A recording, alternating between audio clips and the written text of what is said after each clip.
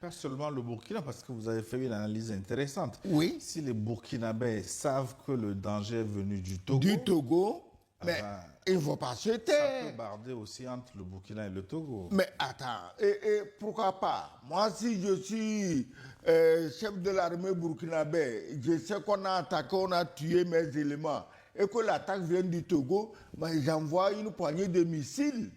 Rien que pour leur dire, mais mes amis, il y a des limites à toutes les blagues. Donc, Damiba est un problème dont le Togo doit se débarrasser. Mais le droit d'asile est régi, hein. On ne prend pas quelqu'un comme ça et puis on l'extrade quelque part. Ça ne se fait pas.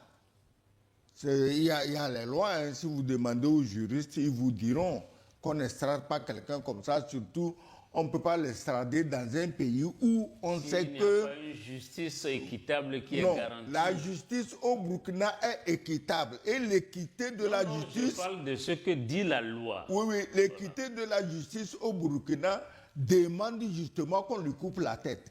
Parce que lui voulait tuer les gens, on le tue. Donc, on ne peut pas le mettre en danger en l'envoyant quelque part où on sait que sa vie serait menacée. Mais il y a des pays france-africains dans la région qu'on l'envoie là-bas. Des pays où il aura beaucoup de costumes à porter. Hein? Des pays où il ira peut-être danser de temps à autre à l'Élysée, qu'on l'envoie dans un de ces pays parce que nous, je ne parle pas, je ne suis pas gouvernement togolais, je parle en tant que citoyen togolais, mais tous les Togolais, chacun que nous sommes, nous demandons la paix. On veut être en paix, on veut être dans la sécurité.